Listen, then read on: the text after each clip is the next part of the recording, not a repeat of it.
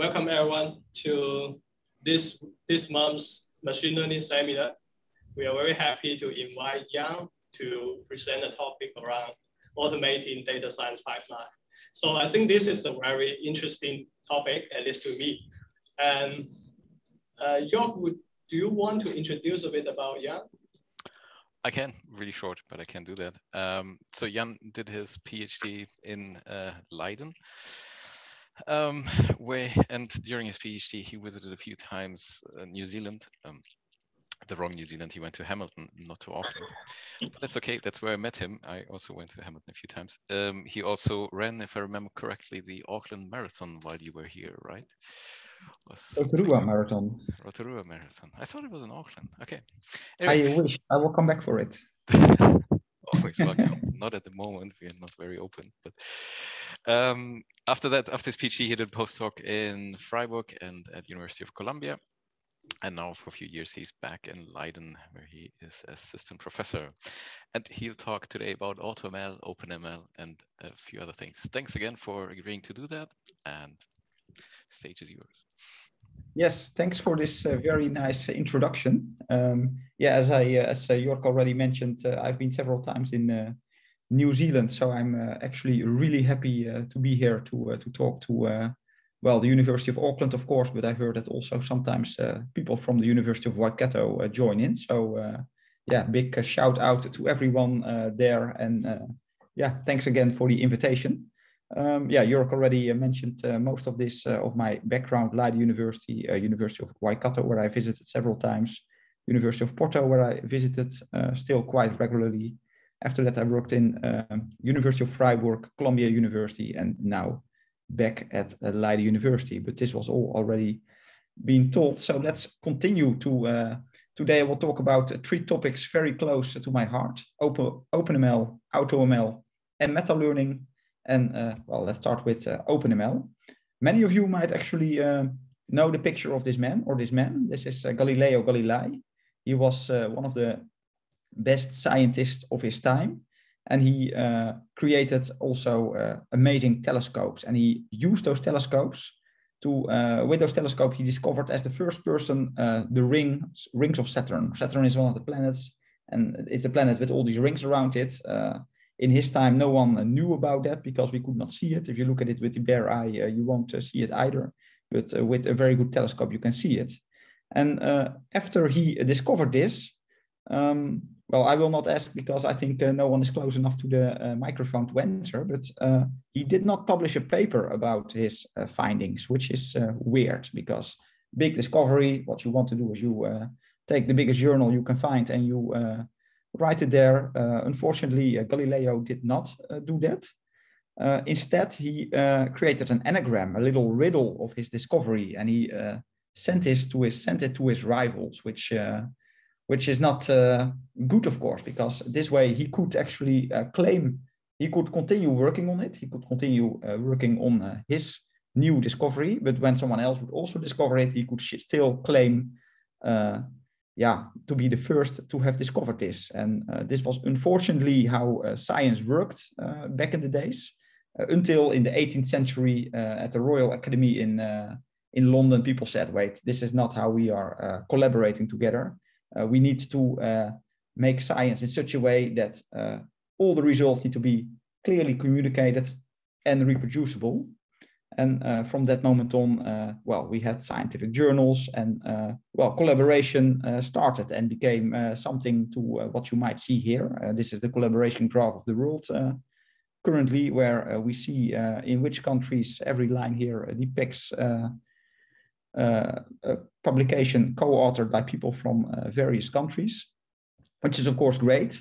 But currently we live in the day and age of data science, and data science requires big data. Basically, we have large amounts of data sets, big data sets that cannot be easily summarized, and we have complicated algorithms that also cannot be easily summarized in a 12 to 20 page paper. And with all these complicated methods, we are actually back at square one, where we do want to share our results, but it just doesn't fit in a paper. And for that reason, it's quite often quite complicated to reproduce the results that we have with each other. And in order to make it easier to share results in data science research, we tried to create OpenML. And if there's one thing that I hope that many of you will take away from this presentation, it's actually, I don't know if you can see my mouse pointer,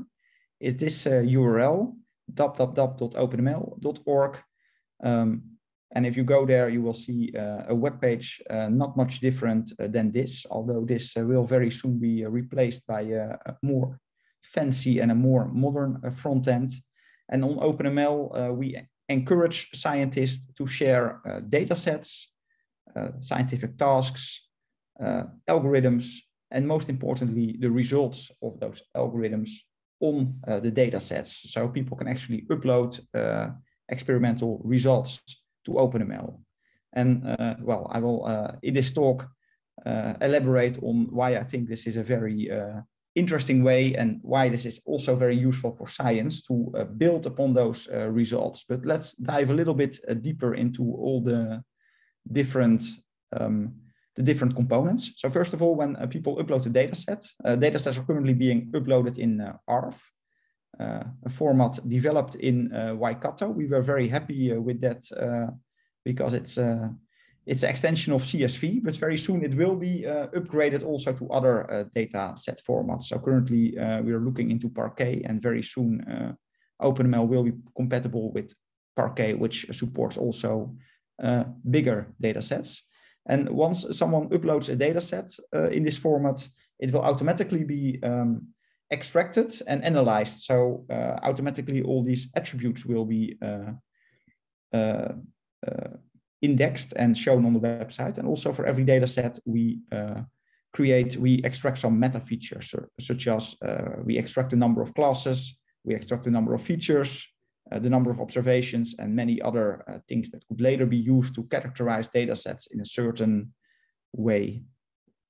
And also those data sets are easily searchable. So if you're looking for a certain type of data set, so for example, credit data sets or maybe medical data sets, this is all being indexed in the search engine. So it should be easy to find data sets that are useful for research on OpenML.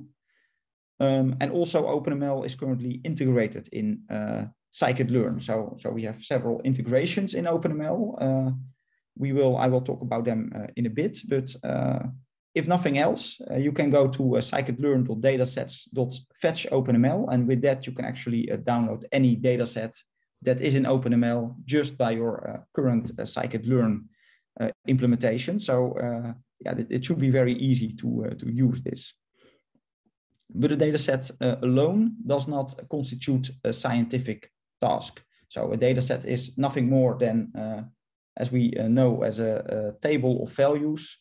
But in order to make a task that we want to do on it more determined and more scientific, actually we need to also say, what is the target attribute? What is the goal of this task? Should we aim for a high accuracy, or is there one class that we really want to maximize the precision, recall, or F1 score on? What is the estimation procedure? What is the evaluation procedure? Do we want to use holdout? Do we want to use cross-validation? And all this stuff is summarized by the concept of a task in OpenML.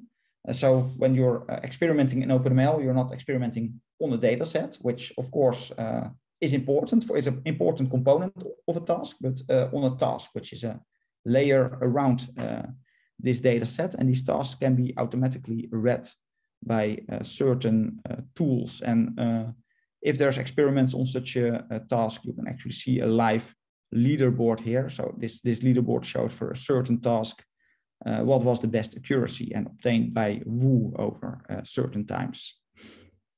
And on OpenML, we support various task types. So you might recognize, of course, many of them: supervised classification, supervised regression.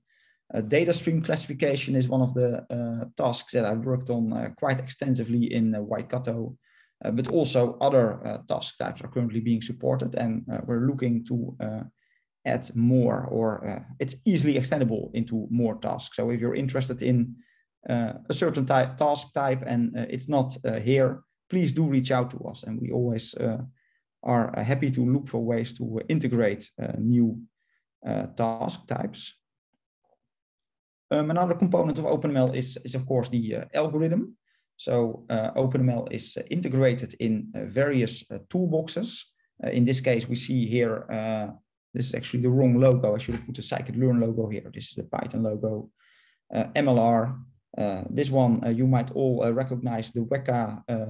OpenML is pretty nicely integrated in Weka. Actually, I pushed a huge update 2 years ago when I was in New York. So the support for Weka is currently completely up to date.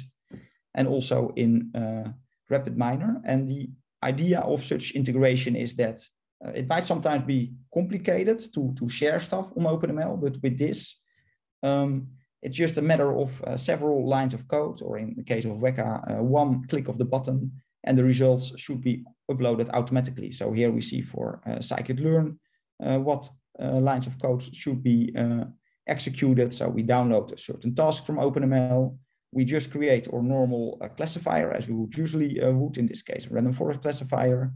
We say run this model on the task, and then we say upload result. And then the experiment that you just did is being stored on OpenML and ready for the world to use. And that can, of course, be super useful when the experiment is done on either a large data set, so it might take a lot of time and you don't want this to go to waste, or if you use complicated random search procedures, then also the experiments on small data sets might already take a long while, so you don't want this to go to waste, and it might be useful for other people to work on this. And for RapidMiner, I should actually have included a Weka screenshot here, but for RapidMiner, we also have a graphical interface where you can easily drag components, and then this workflow is being uploaded to OpenML. And finally, the most important component of OpenML is runs, or basically experiments. So as you just already saw, you can upload the results of these algorithms online, and then basically what happens is you run the experiment locally on your own laptop or on your own compute cluster. In many cases, it's of course a compute cluster that has to do all the calculations. OpenML provides a certain cross-validation split, so it gives you maybe 90% of the data for training and 10% of the data for testing, and then you upload the predictions, and OpenML will then evaluate the performances and show all the metrics. So in this case, we see area under the ROC curve, and if we would have scrolled down, which is unfortunately not possible on this slide, you would also have seen precision, recall, and everything that might be of interest. Yes, so the computation is done client side, the evaluation is done server side, and yeah, so OpenML then calculates all these evaluation measures, but you can also add even your own evaluation measures. So if there's something that is currently not being calculated, maybe the Jakar score, which is interesting for subgroup discovery, that can be uploaded as well. So this is also indexed on OpenML. And then having all these components, it might actually be useful if you're writing a paper. Quite often you have some data sets, of course, you have some results on these data sets. And basically what you want is you want one single link to show this in your publication, so that reviewers can also see these results are really legit. And that can be done with the concept of studies. So here we see a study that's called the OpenML benchmarking suites, about which I will talk in a second. And yeah, basically this bundles together all the resources that you've uploaded on OpenML related to a certain study, and yeah, allows you to add one single link to your paper, so that this can be easily shared. And one thing that we are currently working on is to also attach notebooks to this, because then things really get exciting. Because of course, in your paper, quite often there are many plots that are not, maybe you use your data in a certain way or for a certain goal, and those plots are maybe not supported by OpenML, and then by this notebook, you can actually even add a little analysis to the study, which is, I think, a pretty important component. But this is currently a work in progress. So intermediate summary, OpenML offers an ecosystem to make machine learning experiments more reusable. It is integrated in various programming languages and machine learning toolboxes, Weka included, but also scikit-learn. And we actually have a very active community where we have twice a year a community meeting where people come together and actually either maintain the packages that we currently have integrated or work towards integrating new packages.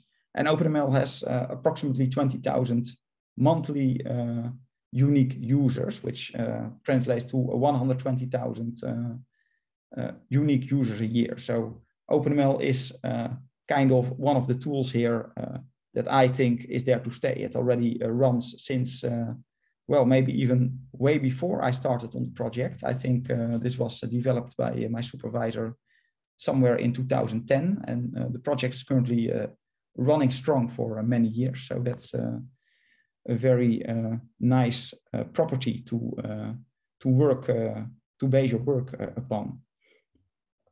And yeah, having such a platform with all the experiments in there, of course, gives you the opportunity to experiment on a larger set of data sets. Quite often we see research where experiments are being done on a small set of data sets, but by having access to OpenML, actually there's no excuse to not run your experiment on many data sets and compare it against other state-of-the-art algorithms, because many people do upload their results to OpenML. So this makes it easy to compare your results to those other people who have uploaded state-of-the-art algorithms. So that's also a very big plus, I think.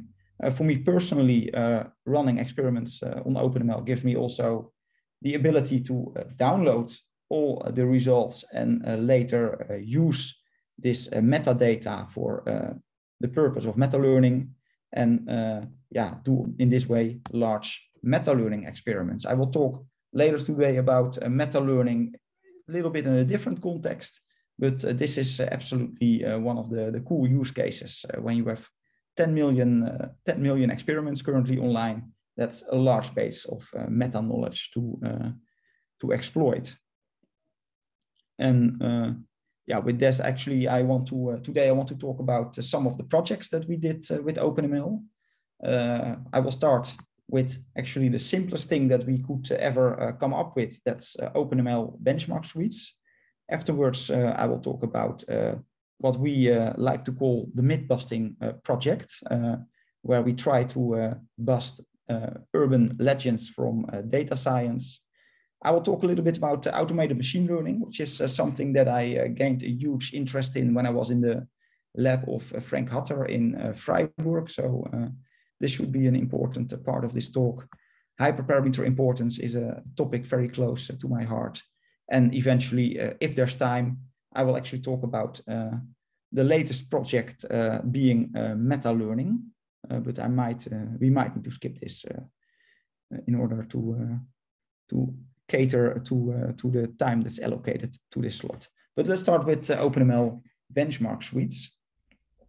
And so one of the things when we developed OpenML, one of the questions that we asked ourselves is, what is now the simplest use case, how we can use OpenML and show its value to the world? And one of the things that we came up with is quite often benchmark studies are a little bit limited.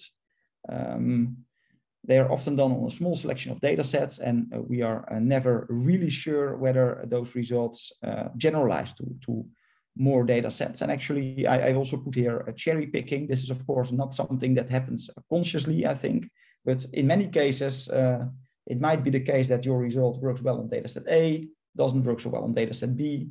And well, of course, this is not bad intent, but quite often there is then a reason why the algorithm doesn't work so nice on dataset B.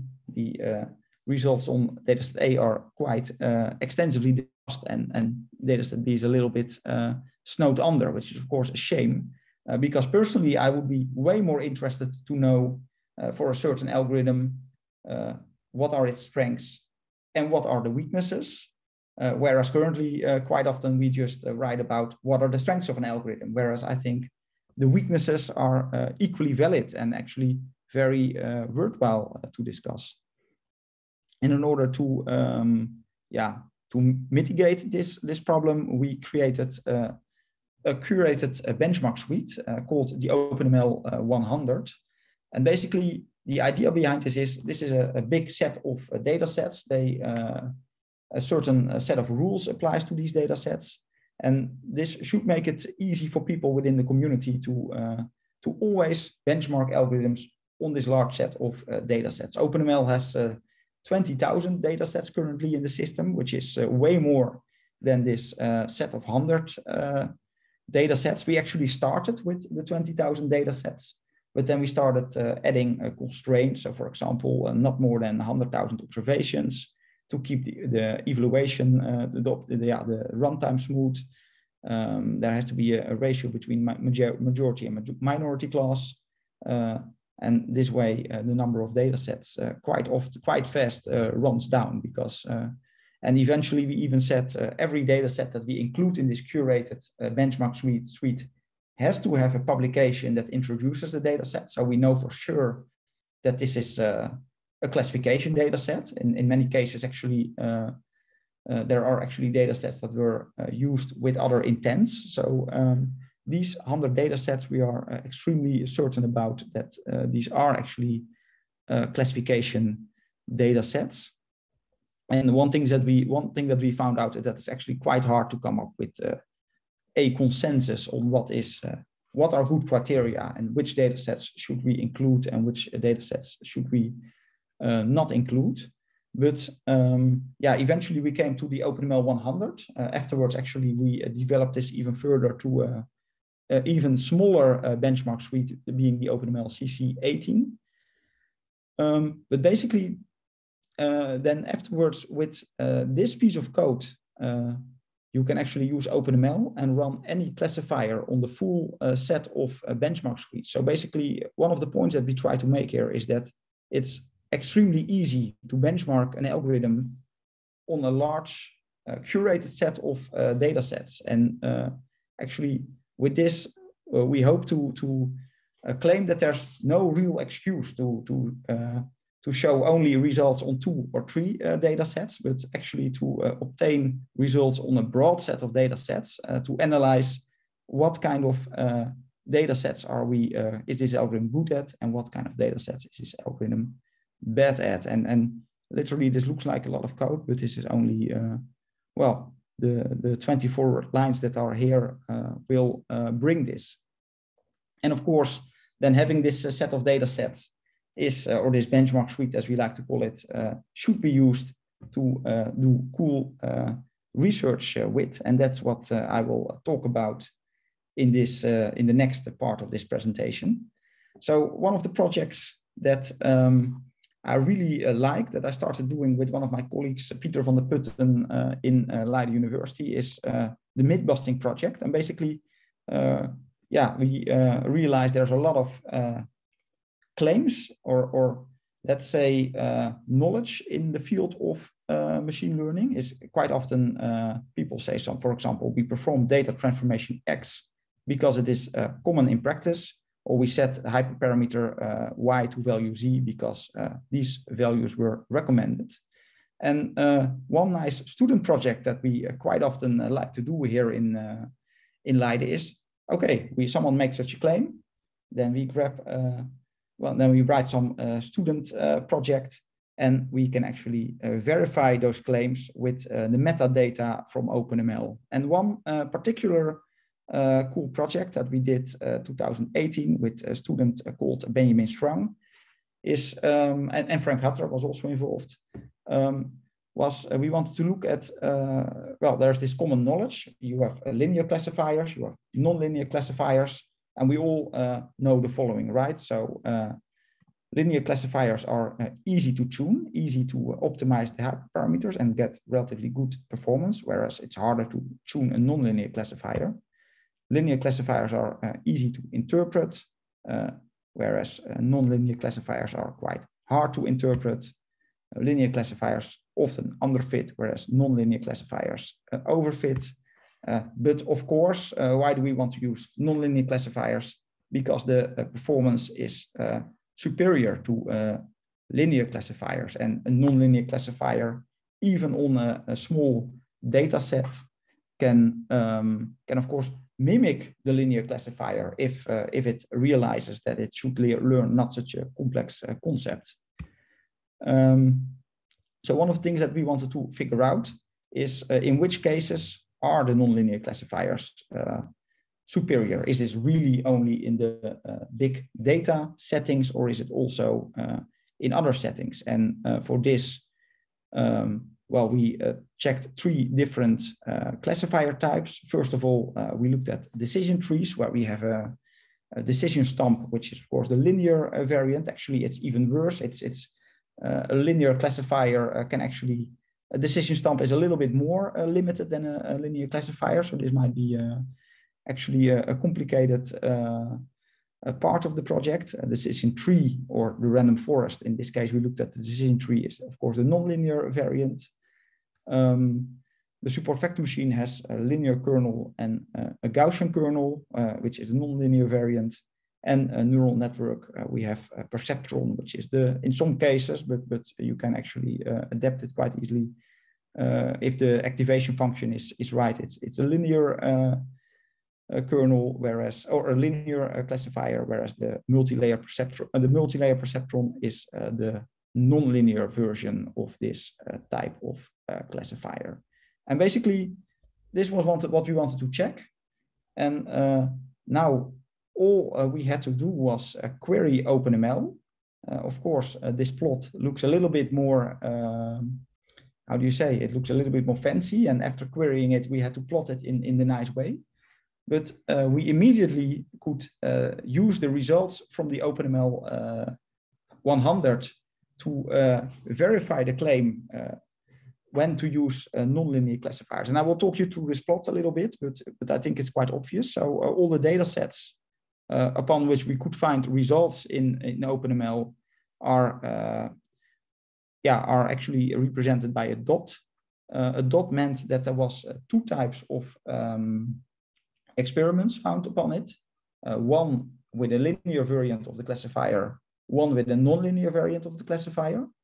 And then if the dot is red, it meant that the nonlinear classifier was statistically significantly better. If the dot is gray, it meant that both of them were statistically equivalent. And if the dot is blue, it meant that the linear classifier was superior, which of course we don't see often because, well, how often does it happen that a decision stump outperforms a decision tree? That's basically only on data sets that behave weird in a certain way. And basically the x-axis and the y-axis represent here some properties of the data set. So basically the data sets to the right are data sets with a lot of data points. The data sets to the left are data sets with few data points. And the same goes for the y-axis, where we have the number of features. The low data sets have few features. The high data sets have a lot of features. And basically here we see also in color, basically what is the dominating, which type of classifier is dominating in this region. And here we see mostly, it looks a little bit weird because of the log scales. That makes it a little bit weird, of course. And here we see, of course, by the bigger data sets that mostly the nonlinear data sets are performing better, whereas in the small data regions, the linear data, they were statistically equivalent in most of the cases. And the same experiment can be done for neural networks. And also there we see a similar pattern where clearly for the bigger data sets, indeed, nonlinear classifiers are way better. But the point that I want to make with this plot is the this was not a lot of work, actually. This was just a student that used OpenML, that used the data of OpenML. I have to admit, in some cases, some data was missing, so he had to put in some effort to fill the data. But basically, by simply querying OpenML, he could very easily justify a claim that is being made and commonly believed in the community. So in this sense, the results that we saw were as expected. Nonlinear classifiers are exclusively better than the linear classifiers. We almost never see a linear classifier that outperforms a nonlinear classifier. Mostly, this effect is mostly true on the bigger datasets, of course. And actually, this student then for his for his master thesis, he actually tried to train meta model to predict when to use a linear classifier, because there might still be use for this, especially if they do not, if they perform statistically equivalent to the nonlinear classifier. But interestingly enough, there was only a low amount of data sets. I write it wrong here. I said feature selection, but there was only a low amount of data sets where the results were actually statistically significant. So we see here still that on a lot of data sets, the performance was statistically equivalent, which is the gray data sets. And one other realization that we had is, well, we had, of course, this very nice, hypothesis on big data sets. Nonlinear classifiers will work better. And the OpenML 100 features usually only big data sets. So here we see a dashed line, and everything within this dashed line is basically the OpenML 100. And at that moment, we realized, okay, we actually have to look beyond the OpenML 100, because otherwise, well, our results are just too limited. Yeah, but that's what I wanted to say about the myth-busting project. I see that actually I'm going quite hard over, so maybe I need to speed up a little bit to be able to talk about some other topics that I really want to cover today. Let's move on to automated machine learning. And I hope that many of you by now, I presume many of you are also working on neural network research. And there you might know that it might be hard to tune the hyperparameters of a neural network, right? And if you tune them correctly, performance is superhuman and very good. And if you are not able to tune the hyperparameters correctly, it might actually be pretty limiting the performance that you see. And automated machine learning tries to address this problem by automatically help the human in tuning the hyperparameters of the classifier. So here we see the machine learning pipeline. We see here a handwritten input, probably a digit. Someone tried to write a number. Then someone has to select a data preprocessor, some feature preprocessors, a classifier, and hopefully the machine learning framework gives us the number that comes out, which is in this case 5. And for this classifier, there's of course a lot of choices that you can make. You can use boosting, you can use random forest, you can use decision trees, and all these classifiers have hyperparameters which need to be tuned to obtain good performance. And when I was starting my PhD, I always looked like this a little bit. I really wondered which of these hyperparameters need to be tuned and how do I need to tune them. And the official problem definition is quite often shown like this. So we have a data set that is being split into a train set and a validation set. We have an algorithm. That algorithm is parameterized. So we have a set of hyperparameters, lambda. And what we want to find is the A star, the best algorithm with the best hyperparameters that minimize the performance of this algorithm with hyperparameters on this, when trained on this train set and then validated when tested on this validation set. And we can see this as a black box optimization problem. We have some X that goes into a black box, and out comes a function f of x. And this, of course, can be seen also as a loop. So if the performance of this black box is not good enough, well, then eventually we want to go back to the drawing board and make a different selection, right? And then, of course, the question is what to put in the loop, how to determine what is a good way to model this data set. And one way to do this is put the human in the loop. Believe me, I have been there during my PhD several times. And this is what happens quite often, right? You try a certain algorithm, you try certain hyperparameter settings, it doesn't work, and you try it again. And of course, we can do something better than this. It's not very efficient, it's painful, and it actually requires some domain knowledge. So one thing that's already way better is what you might know as grid search. You put the grid into certain you select certain values on the grid for all hyperparameters. You try all these combinations, and this is already a very simple approach to improve things and to automate things. That makes things already way better. However, there's already, you might not expect this, but there's already something that works better than grid search, which is random search. And also random search, of course, is a very simple approach. Nowadays, we can do much better than optimizing the hyperparameters than random search. But when you want to do something simple and you have to choose between grid search and random search, choosing random search is always preferable for the following reason. Because in grid search, we might have actually two parameters. One of them might not be relevant, whereas the other parameter is relevant.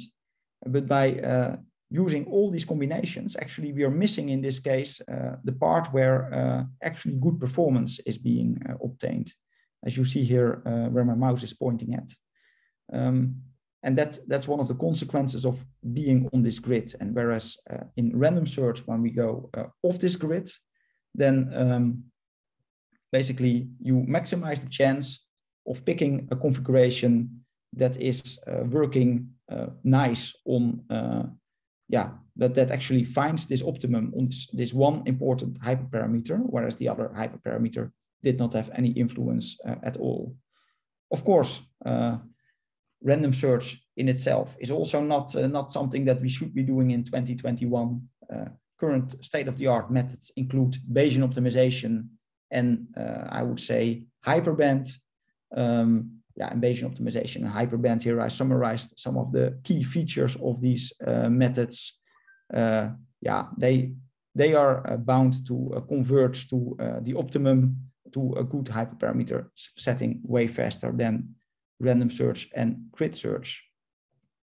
Putting this all together, my colleagues in Freiburg developed a tool. It's called AutoML Learn. And basically the promise of AutoML Learn is you use 16 lines of code in this case, which are the following 16 lines of code. You press the green button, and that's all it takes. So if ever confronted with a data set and your performance is not good and you don't want to be the human that optimizes the parameter in the loop, basically this is all that is required. And it automatically finds then good hyperparameters, which is, I think, a very cool feature.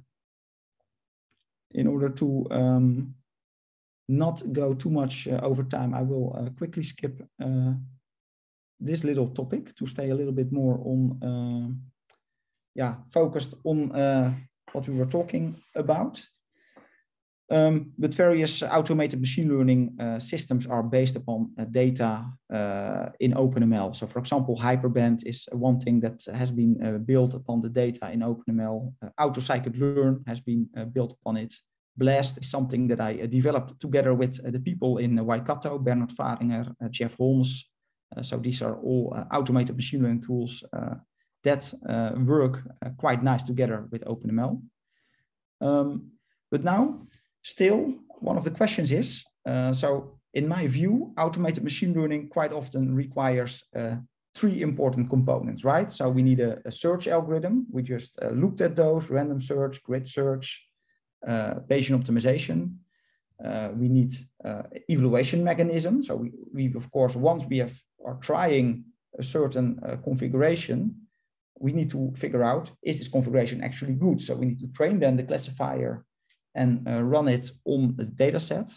But most importantly, we also need a search space.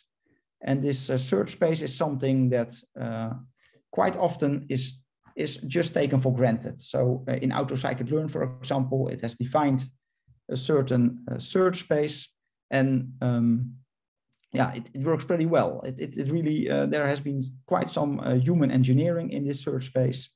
But still, one of the things that we ask ourselves in Freiburg, Frank Hutter and myself, is now we have such a pretty amazing search space. But which of those hyperparameters, so the search space basically says for a support vector machine, optimize the gamma and complexity, and for a random forest, optimize the number of trees, and for ADA boost, optimize the depth that such a tree might have. And of course, all these classifiers have a lot of hyperparameters. But now the question that we want to ask, or that I ask myself, is which of these hyperparameters are important and should absolutely be optimized, and which of these hyperparameters are not important at all. And basically, together with Frank Hutter in Freiburg, we set up an experiment. Again, we used all the data sets from the OpenML 100, and we looked at 4 classifiers from scikit-learn, namely the random forest, ADA boost, and the support vector machine with various kernels. And we took there all the data sets where we had at least 200 results. And well, this data we can then use to answer that question: which hyperparameters are important, which hyperparameters are not important. And basically what you can do then, if you have this data, you can draw something that's called the marginal. So here we see on the x-axis a hyperparameter.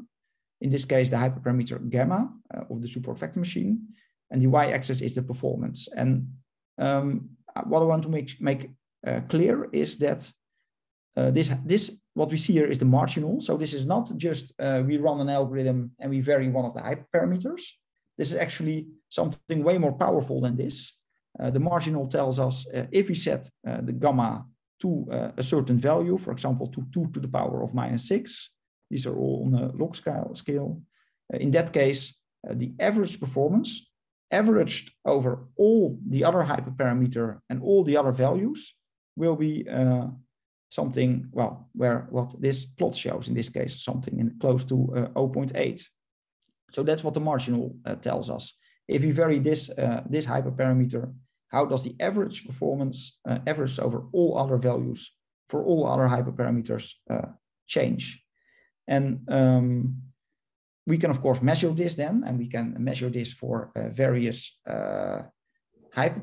various data sets. Again, here we see each dot in this plot represents a data set, and we can see what is the most important hyperparameter and basically what is the variance contribution of a certain marginal. So now, of course, we can make the assumption if a marginal is pretty flat, the performance of this hyperparameter does not have a lot of influence on the performance, because changing this hyperparameter doesn't change anything to the final performance. Whereas if this hyperparameter is having quite some adjustments, when it's quite having a lot of variance, then this was an important hyperparameter. And we cannot get away without tuning this hyperparameter. We actually really need to tune this hyperparameter. And basically, this is what functional ANOVA then does. It takes all these marginals, it measures the variance, and it orders, and it basically tells us which hyperparameter is responsible for which amount of variance within the performance landscape. And then we can see per data set what are the most important hyperparameters. And for the support vector machine, we actually figured out its gamma, which we probably would have expected, right? And the combination between the complexity and gamma is also a very important set of hyperparameters, and complexity is a very important hyperparameter. And actually, we can also use this to figure out which regions in the search space is actually important. So in this case, we fitted a kernel density estimator to determine for a certain hyperparameter, in this case, the gamma hyperparameter, which regions are important, or where is the highest performance. And basically this can help us doing better hyperparameter optimization, right? Because usually if you would do, for example, hyperband or random search, and you would try new hyperparameters, you would usually sample randomly, uniformly over a certain range. But in this case, we actually know if the chance is high that in low regions there's good performance, then we might want to focus our search on this part of the search space. And here we, this is some result where we showed that the hyperparameter importance results are actually also correct, but I'm going to quickly skip over this. These are some of the results that that we obtained. So we just saw the results on support vector machines where we saw that gamma and complexity were the most important hyperparameters. For AdaBoost, clearly the depth of the search tree is most important, but also the learning rate. And for the random forest, quite interestingly, the minimum samples per leaf is a very important hyperparameter, although this has a very strong default, is something that we also figured out. And the number of features that you are allowed to select per leaf are very important hyperparameters. And we also did this result later with a student at Columbia University for residual neural networks, which are also quickly shown here. Jörg, how am I doing with the time? I see that there's only several minutes left. I don't know how the room is or how long people can stay. Got you. Yeah, I think you can take a bit more minutes because we start late, right? Yeah, we did. Yeah. Then I will quickly talk about one last topic, but I will keep it short. Actually, this I will skip in spite of the time. Sorry for that.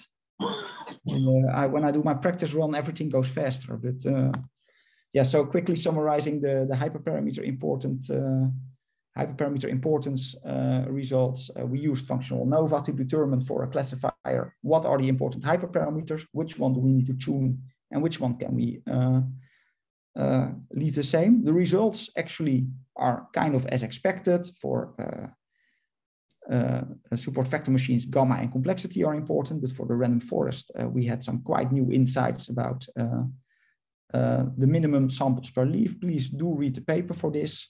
And actually, we used these results also to infer good priors that then further improved hyperparameter optimization. But I did not talk about this. I quickly skipped through these slides for time reasons. But there's quite a nice video that I would actually recommend people to watch, if you which we created then for the KDD conference where we published this. So if you click on this link, then this takes about 3 minutes. You can actually see how we used those priors to improve random search and hyperband. So one last topic that I want to talk about, which was in the announcement, is meta-learning. And one very cool thing about human learning is that we only need to see very few examples to be able to learn a new concept, right? So when we see an image, for example, this image, it's a statue that is standing somewhere in Leiden. If I show you this image from another angle, you will immediately recognize it. Or if I will show it to you in 2 weeks, you will immediately say, oh, this is this weird statue that was shown during the talk. And oddly enough, neural networks, when we train them, they don't exhibit this behavior. They need large amounts of data. And we humans, we can learn from a single observation. So in this sense, humans are still kind of superior to what we're doing with neural networks, even though neural networks have beaten the humans at various benchmark sets. But one of the assumptions, why are we so good at learning, is that we as humans, we have been exposed our entire life with learning tasks, right? So, well, first we've learned how to walk, then we have learned how to bike ride, at least in the Netherlands we did. Later you learn how to drive a car. So every time when we start learning a new task, we don't start from scratch, but we take all this learning experience from the past. And meta-learning aims to also do this, but then for neural networks. So in this case, what we see is several small data sets, and the neural network is confronted with first this little data set, and this is really a small data set with the neural network really has to learn from only one example per class. It has 5 classes. But apparently, if you give the neural network enough of those mini tasks with new classes, then eventually the neural network will learn how to learn from very few data, which is, I think, a very cool concept. And there are 2 prominent works that actually there are many prominent works that have shown that that neural network can actually learn from very few examples as long as it is being exposed to many tasks. One of those is the LSTM meta-learning, which was published by Ravi et al. And the other is, I'm sure you've heard of it, MEML, model agnostic meta-learning, which was published by Finn et al. Now, the cool thing about MEML is it's super simple. It basically just learns a nice initialization, and then it uses a vanilla stochastic gradient descent. So this is a super simple approach that everyone should be able to use. Whereas the LSTM meta-learner, it's a bit more complicated. It doesn't just learn a good initialization of the neural network, so the initial weights, but also it learns how to do stochastic gradient descent. So this is really a superior technique. However, these techniques also are a little bit expensive to run. Typically, they require second order gradients, which are crazy expensive to calculate. So both MEML and the LSTM meta-learner make some approximations to make their techniques faster. And for this reason, the techniques are not only learning, helping neural networks to learn from few examples, but also, helping them to learn fast. Now there's something weird happening. So first of all, so basically we have the MEML simple, and it is very simple, but only learns initialization. And we have the LSTM meta-learner, which is more complicated, learns network initialization, but it also learns how to optimize. So it kind of can learn some variation of a stochastic gradient descent. Now the weird thing is, so the LSTM meta-learner clearly subsumes MEML. It's more general, it can do more stuff. So my assumption would always be this one should work better. But in reality, this is actually not the case. So when the experiments from Chelsea Finn were being published, they clearly show that MEML in itself is better than the LSTM meta-learner, which is weird.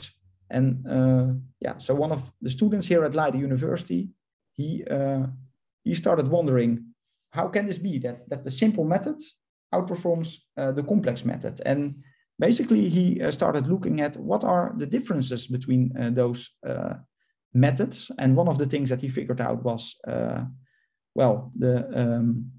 LSTM meta-learner uses a LSTM, but LSTM modules are quite complicated. Maybe it would be a good idea to try this with just a simple feed-forward network, here abbreviated as a feed-forward FFN. And the other thing that he noticed is, well, a MEML, in order to make it run faster, we've used first-order gradients. Same we did to make the LSTM meta-learner run faster. Also, instead of using second-order gradients, we've used first-order gradients. But maybe in the complex world where the LSTM meta-learner needs to find also an optimization procedure, this approximation of using first-order gradients does not work. So what would happen if we would update the LSTM meta-learner, both by replacing the LSTM network by a simple feed-forward network, and by reverting this idea of second-order gradients being transferred to first-order, but by just using first-order gradients. And the results is, as you might expect, Here we see all the techniques in red, MAML, in blue, the LSTM meta-learning algorithm, and then in purple, the version of the algorithm that the student came up with. He dubbed it a turtle. And there we actually see that by incorporating these little changes, we can actually improve upon the performance of the LSTM meta-learning, the LSTM meta-learner, and actually improve upon the performance and get better results. Now, while doing this research, there's also one last thing that really caught my attention and that I want to talk about. And this is honestly the last thing I will talk about. Afterwards, I will round up. But we did a small literature study about all these techniques. And there we see, of course, we see here MAML, which performs reasonably well. It was kind of an iconic technique, but there's a lot of advances since then. But basically on this few-shot benchmark, performances range from 45% accuracy to 65% accuracy. And there's of course, that's great, right? It shows clearly that the field is advancing in one way. But then one thing that we noticed is that there's actually a very strong correlation between the size of the network and the technique. So really the question we wrote a small survey paper, but the question that we ended the survey paper with is now we're creating all these new techniques, right? We are creating a MAML, Meta STG, the student created, Mike Huisman created Turtle. What is now the reason that these techniques are getting better? Is it really all the advances that we come up with in these techniques? Or is it just the case that in order to get good performance, all we have to do is upgrade the network type and the performance will rise. There's a very strong correlation between the performance of such a technique, of these techniques, and the size of the network, which in my opinion really begs for more research. What would happen if we would run MAML with the wide ResNet 2810? Or what would happen if we would run Meta OpNet, then again with just a simple 32 by 32 by 32 4-layer network? And in order to read all the full discussion on this, I would like to refer you to the survey paper that we recently published in Artificial Intelligence Review, a survey of deep learning together with my colleagues Mike Huisman and Aske Plaat.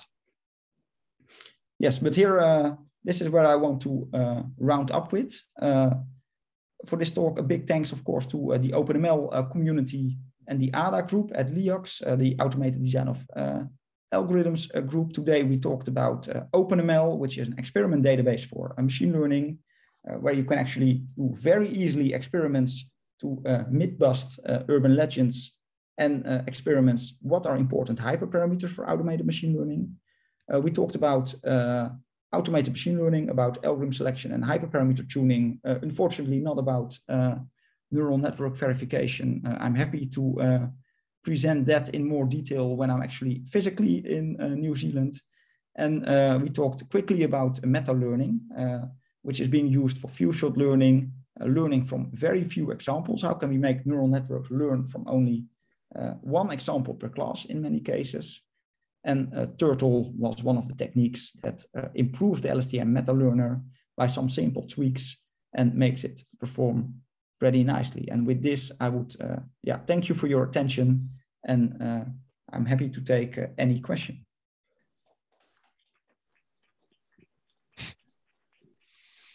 Thank you, Jan, for the exciting talk. And I think the talk covers a lot of topics that are all interesting.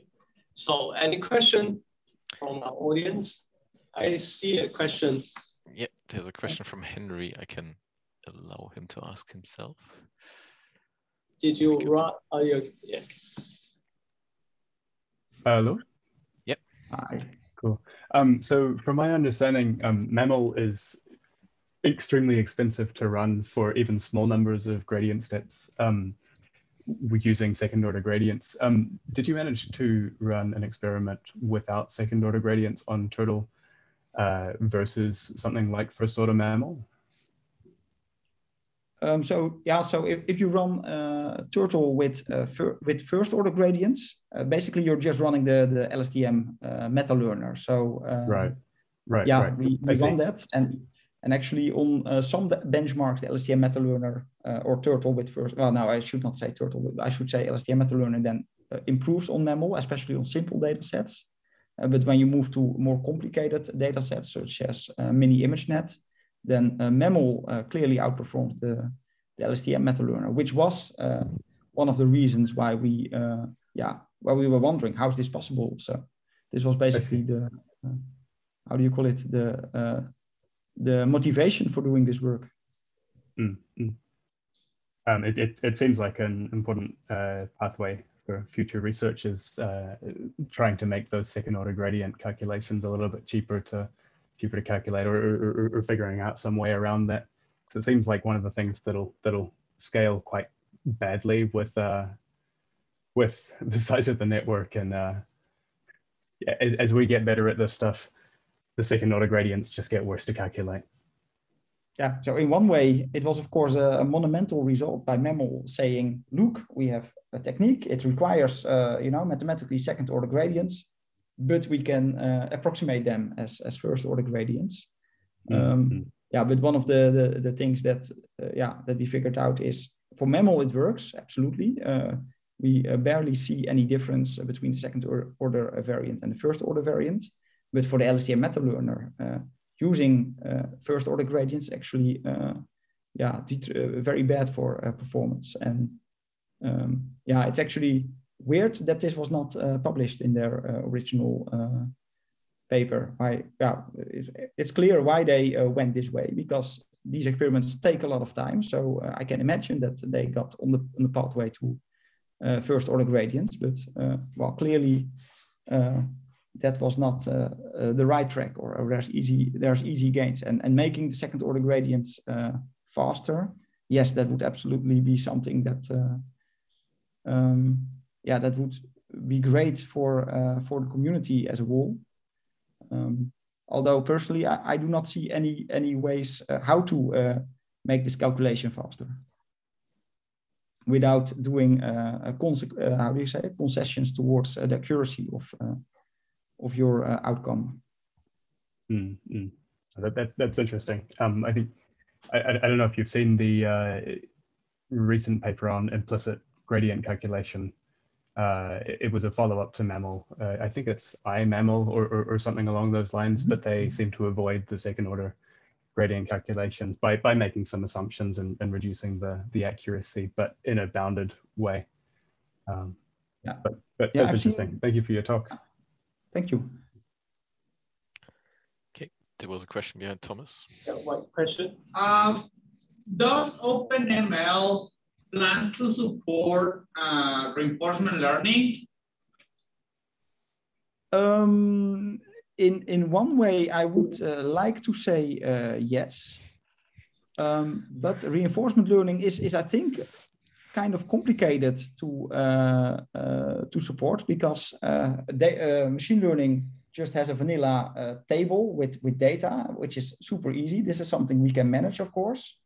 Whereas in reinforcement learning, the way I see it, basically you need to have some program, so online where you start with some data, and then you take some actions, and you get new data based on the actions that you've taken. So it's clearly more complicated to support reinforcement learning. But if you are willing to, to talk with us about this, we can absolutely talk about that, because I would be very happy to somehow support reinforcement learning.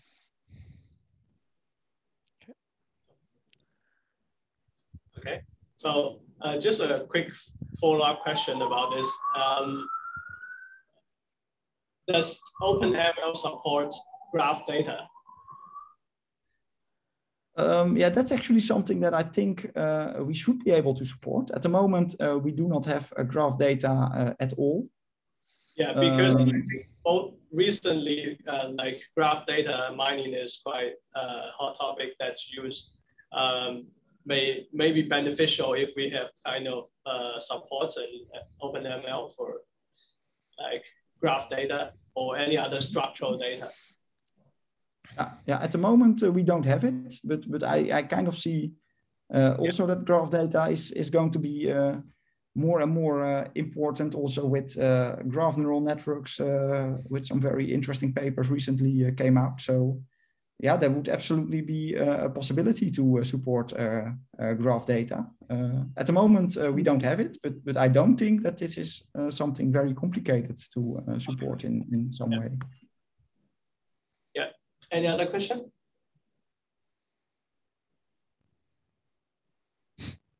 Any question from the online audience? Think at the moment. Okay. Okay, I think we don't have any other questions. So thank you again for the talk. It's quite interesting. And I think we can discuss sometime later on several topics, especially like I'm interested in like Bayesian optimization as well as graph neural networks. Mm-hmm. Yeah, happy to talk with you sometime later. So yeah. Yeah, feel always free to email me. Yeah, Bayesian optimization is, I think, a super exciting topic. And yeah, feel always free to email me, and I'm happy to explain more and to talk a little bit more when there are concrete questions. Okay. Great. Yeah. I got an email from Waikato in the meantime, then they sent their apologies, but they all promised to watch the video once it's on YouTube. They had some conflict. That is great. I will actually make sure to reach out to them because it has been too long since I actually talked with the people on the other side of the globe. Yeah. Once the borders are open, feel free to visit. You're always welcome also in Auckland. Pass by. That sounds actually very like an offer I will actually absolutely take you up upon. Yeah. We'll try to get our vaccination going, and then hopefully we can host some visitors again. But thanks again for taking your time and getting up so early. Thank you so much for inviting me, and thank you for all your nice questions and attention. I'm really, as I said, really happy to have been here.